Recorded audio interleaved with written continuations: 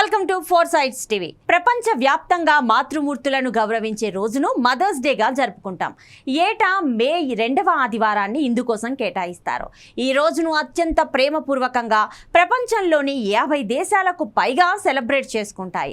Bharat, Canada, Australia, America, ఇంగ్లాండ్లో ఈ పండుగను మే 12న జరుపుకుంటారు.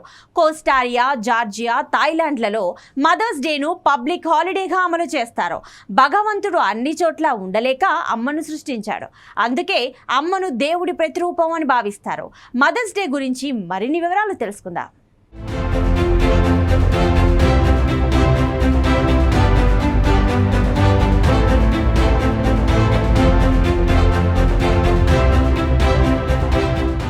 అమెరికా మదర్స్ డే నిర్వహణకు మొట్టమొదటిగా ప్రతిపాదించింది. The battle him of the republic రచయిత జూలియా వార్డ్ హూవే.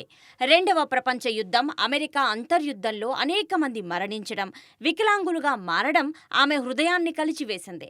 దీంతో మదర్స్ డేను శాంతి కోసం అంకితం చేయాలని ఆమె భావించారు.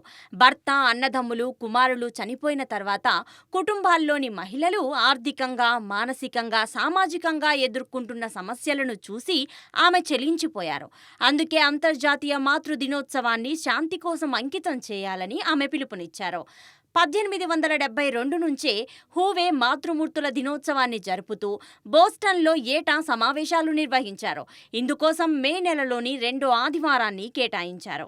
ఈ భూమిపై ప్రకృతి విపత్తులతో చనిపోయిన వారి కంటే యుద్ధోన్మాదంలో చనిపోయిన వారు చాలా ఎక్కువ. మనిషికి ఆలోచించే సత్తా ఉంది.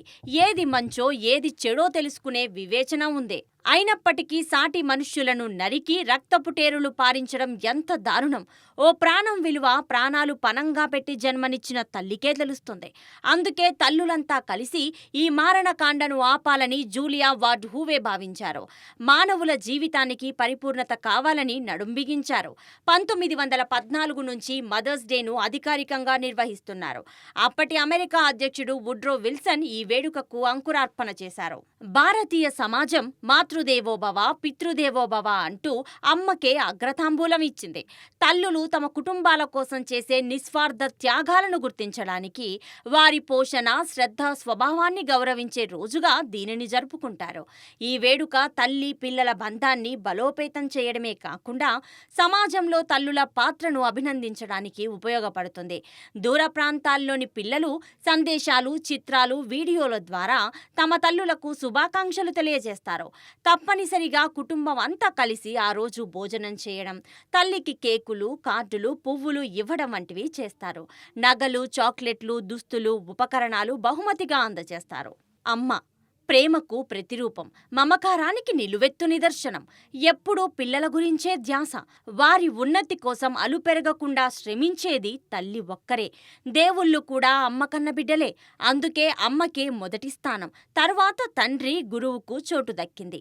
ఏ స్వార్థం లేకుండా నిస్వార్థంగా పిల్లల ఎదుగుదలకు తోడ్పడుతున్న మాతృమూర్తులకు వందనం.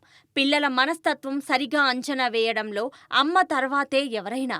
వారికి ఏ సమయంలో ఏం కావాలి, ఏం ఇవ్వాలి అన్నది ఆమెకు మాత్రమే తెలుసు. అమ్మ అంటే ఓ అనుభూతి, ఓ అనుబంధం, ఓ అనురాగం.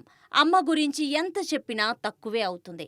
ఎవరికైనా అమ్మే తొలి గురువు. ప్రపంచంలో పేదవాడు ధనం లేనివాడు కాదు, అమ్మ లేనివాడు.